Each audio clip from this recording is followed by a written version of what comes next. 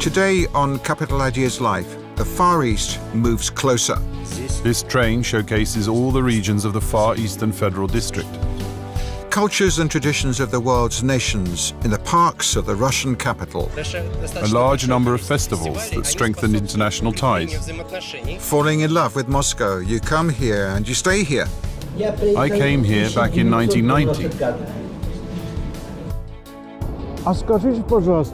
Do you know where the Far East is? That's the Russian Federation.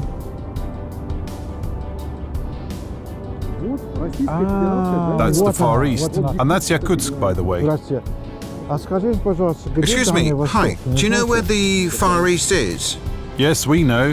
It's here. Thank you. They say it's an incredibly beautiful region of Russia, but unfortunately we can't go there because we're doing a program about Moscow. But actually in Moscow, quite recently, they launched a new train for the Moscow Metro. The train's called the Far Eastern Express, and if you want to go on it, you can. It's almost free. You just make your way to the Moscow Metro, down onto the Circle Line, and you can sit on it for as long as you like. And actually, we were at the ceremonial launch of this train, and this is what we found out. A month ago, the Krasnoye Presnoye depot presented a new train. It carries up to 20,000 passengers every day. Right in the train itself, everyone can learn something new about the Far East. This theme train consists of 5 cars, each with 2 sections. Passengers can learn things about the regions of the Russian Far East from Chukotka to Primorye. The Kamchatka car highlights the region's delicacies, and in the Chukotka car, polar bears, reindeer and walruses are gazing out at you from the walls. This train showcases all the regions of the Far Eastern Federal District and includes a special car that promotes studying and working in the Far East. It highlights the various jobs that are the most relevant to the economy of the Russian Far East. Here, you can see the 6 largest sectors of the economy, with job offers for each one of them. In addition, this car shares information about educational institutions that train specialists in each of these sectors, as well as web links for visiting the websites of these universities or the Far East Jobs Portal, where applicants can receive information about the benefits offered by employers there, as well as the job requirements. And you can even submit a job application to a recruiting agency.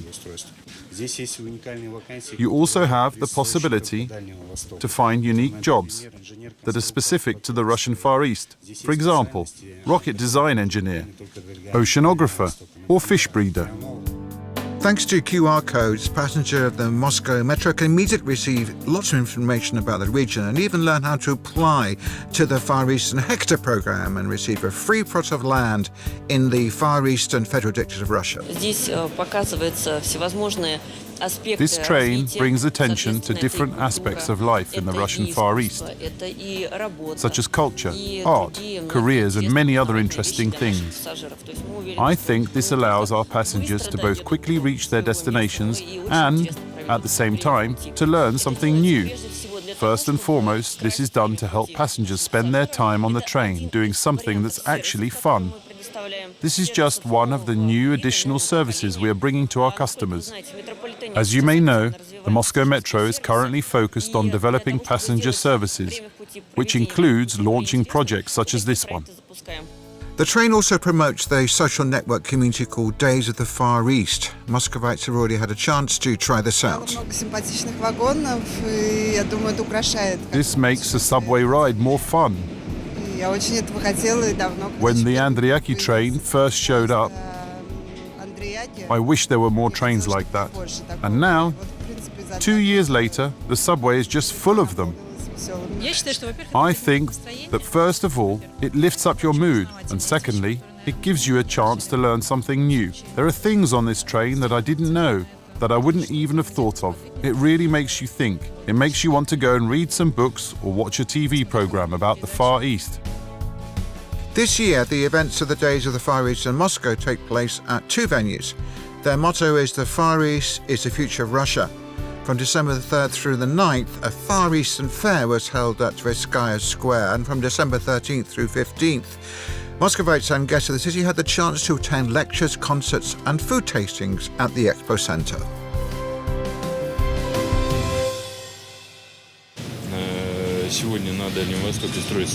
Today, hundreds of new enterprises are being built in the Far East. These demand sufficient human resources, and having the opportunity to learn about job offers and receive other information is a brilliant idea.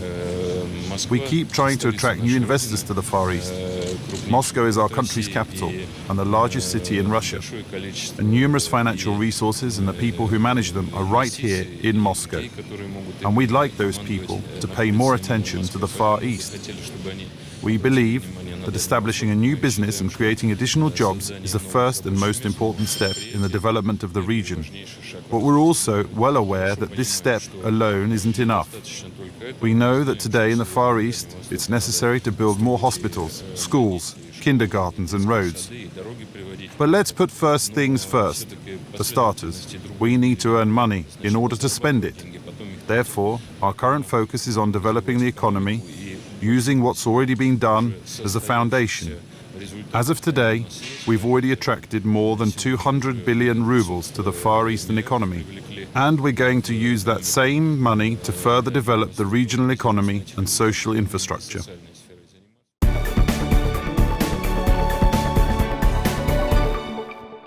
Italy, France, Germany, Thailand. There's a lot of places I'd like to go to sample the cultures and traditions.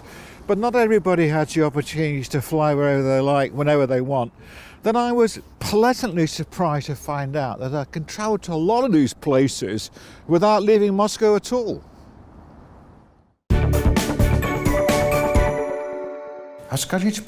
Could you please tell us about what place culture has in Moscow's daily life?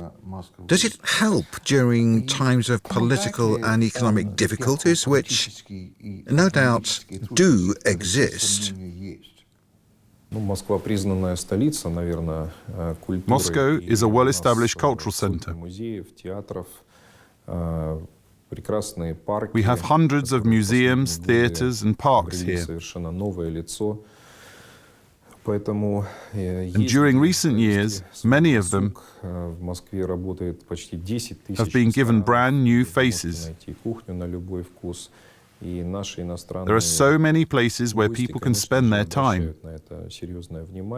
Moscow has nearly 10,000 restaurants, serving cuisines to suit any kind of taste. This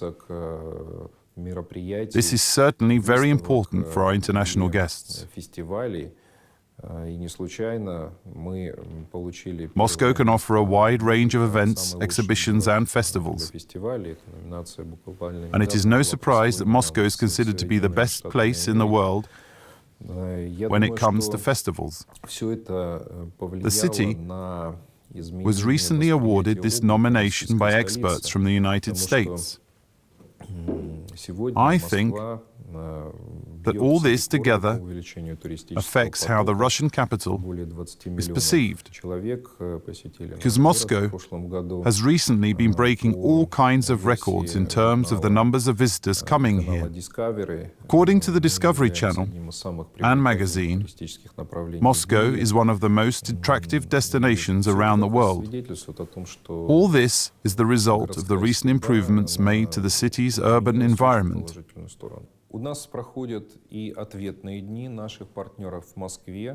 We also host days of our partner cities here in Moscow.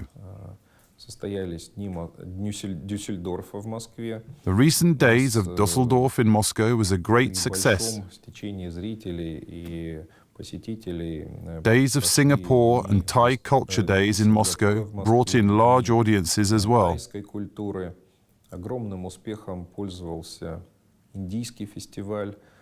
The Indian festival at Sokolniki Park enjoyed a huge success.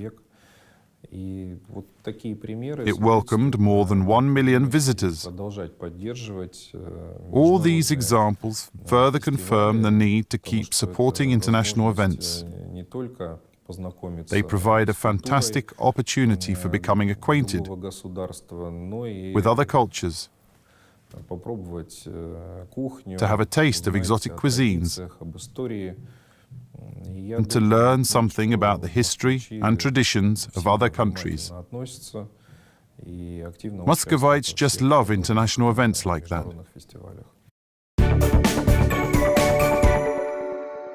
2018 has been mutually declared the year of Russia and Japan. In August, Gorky Park hosted the 9th open-air festival of Japanese culture. People had the chance to literally get a taste of Japan by participating in tea ceremonies and tasting traditional Japanese treats. There were dancers in kimonos as well as paper lanterns and lots of fun. This is what a Japanese summer in Moscow looks like. Various traditions from multiple festivals of the land of the rising sun were combined into one major event.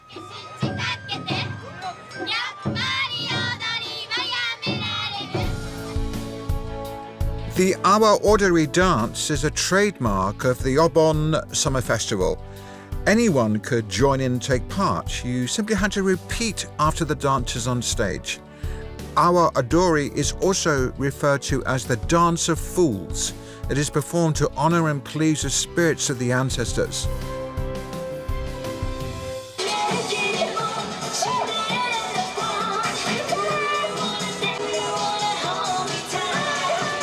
Nearby, ninjas on tatamis showing their secrets of using Japanese katana swords, nunchakas, or even hand fans for winning a fight.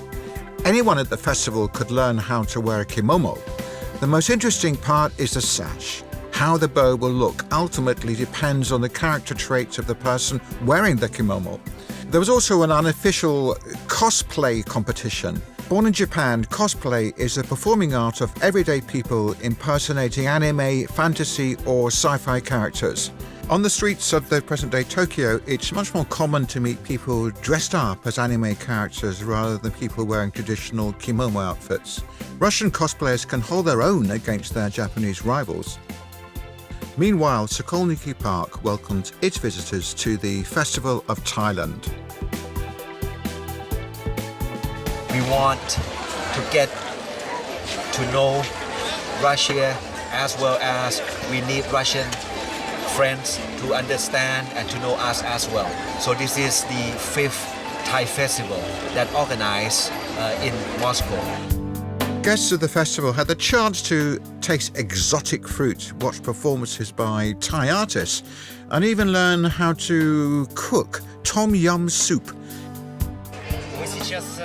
We're currently working on attracting more tourists from Moscow, not only to the beaches of Thailand, but also to Bangkok as well, because Bangkok is a unique city. It's very interesting and has so many cultural points of interest that are definitely worth visiting. We're also trying to attract more people from Thailand to come to Moscow. Our countries are located at a great distance from each other, and flying from one to another takes a long time. Fortunately, this stops neither Muscovites nor people of Thailand from making the trip. As you may know, Moscow is rapidly changing, and what the Moscow government has been able to achieve under the leadership of Mr. Sobyanin over the past 7 or 8 years is unique. And our achievements have received great interest from both the governor of Bangkok and the Thai government. They visited Moscow on several occasions over the past 3 years, and they're eager to learn from our experience in many areas. We've also hosted many Thai culture festivals.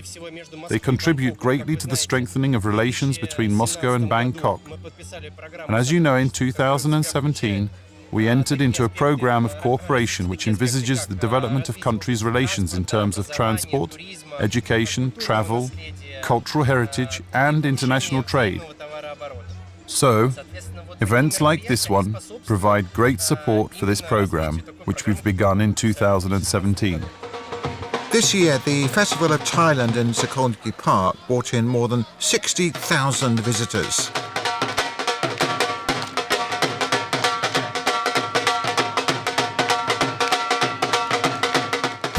This year, over 3 summer days, both Muscovites and the guests of the Russian capital had the chance to attend the colourful and vivid Festival of Indian Culture, hosted at Sokolniki Park. I personally think that it's a very interesting and important event. because we share so much in common with Indian Vedic culture.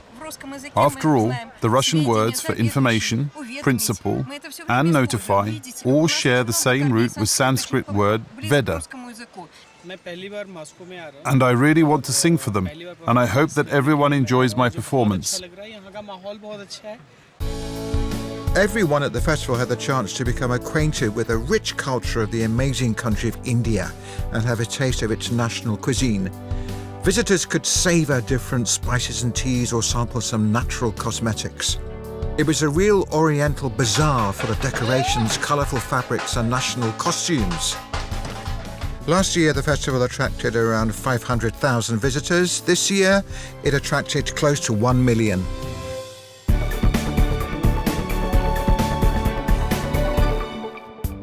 Now, the India Days Festival has already taken place in August, and in December we've got another one coming up called Delhi Bazaar.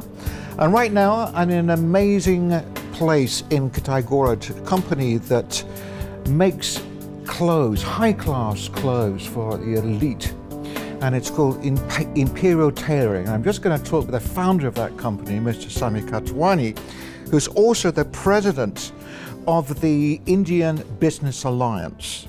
Very nice to see you on the program, Sami. Now let's go right back to the beginning. How did this all start? Tell us what happened. How on earth did you come to be in Moscow? I came here back in 1990. Before Russia, I was in Africa.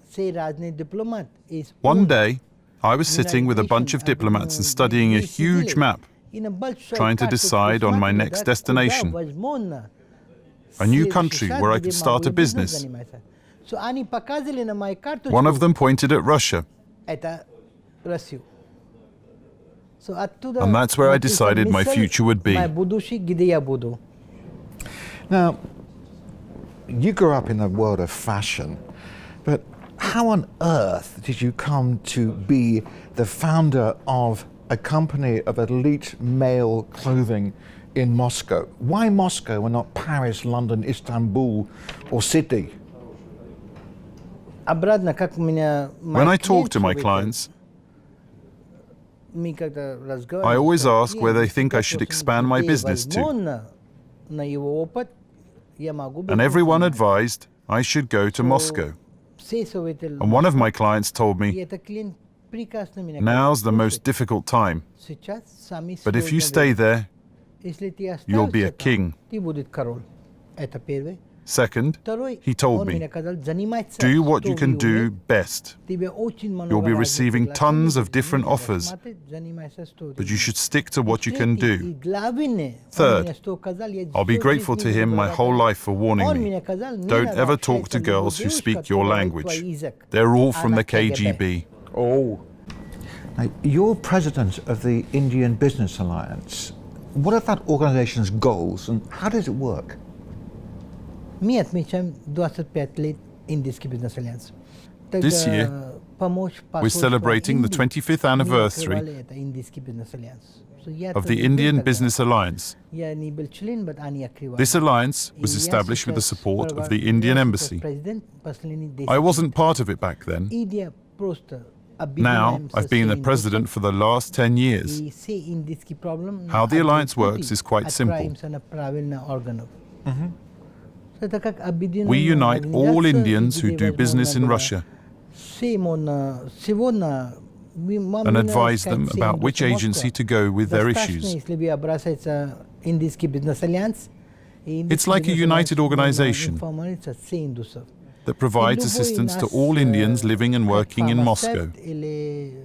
No matter what line of business we're in, whether it's pharmaceuticals or something else, we all work together. Now, this organization, the Indian Business Alliance, has been in operation for several decades now. How does it help to improve Indian-Russian relations? We already successfully work with tea, coffee, and pharmaceuticals. But it's just the beginning. The extent of business cooperation between India and Russia is still rather small. Our total turnover is still about 9.3 billion. But we have a great potential. Yes, we understand that we're on the other side beyond the border. But we've already resolved this issue at the state level. The Indian Prime Minister,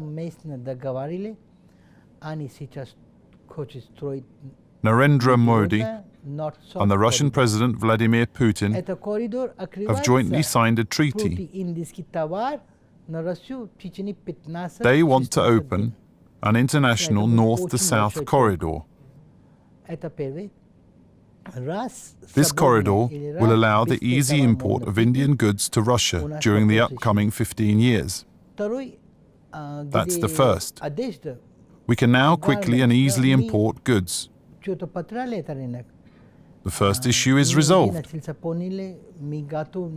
Second thing the Indian and Russian leaders have agreed on is clothes.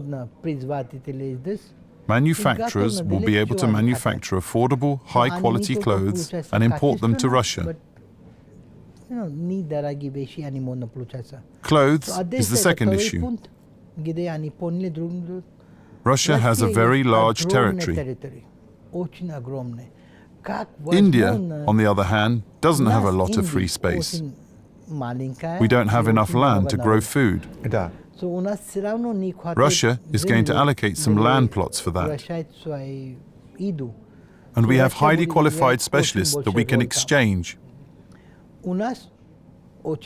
I think we have everything we need to do the right job. In our country, small and medium-sized businesses account for 50% of the economy. In Russia, it's less than 25%. We're trying to unite and cooperate. And I think it will give us a lot of opportunities. And can I ask another question, please? Please tell us which areas you work in. We're talking about agriculture, smart cities, Digital technologies. Russia has its advantages. We have our own. Blockchain, for example. What role on a cultural level does the India Day Festival play? And how do you see the importance of culture in general? And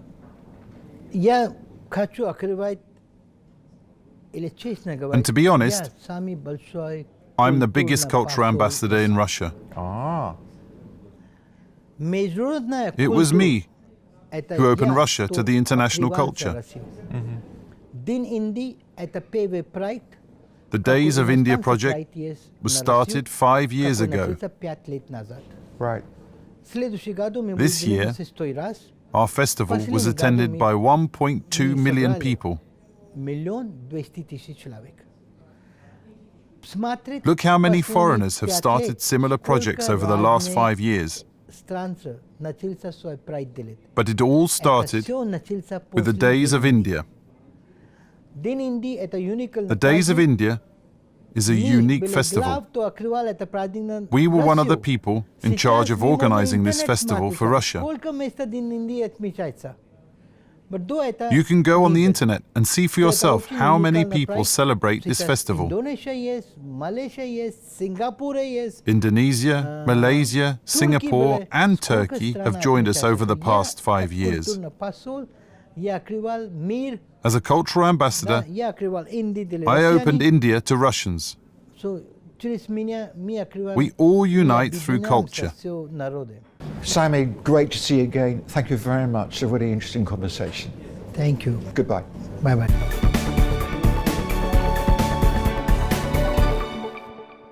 For migrants, what is Russia? It's a bright, welcoming place. It's got a lot of potential.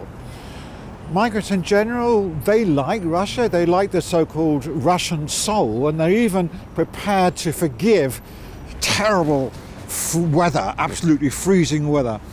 Moscow likes migrants as long as they work for the city and for citizens. Why not?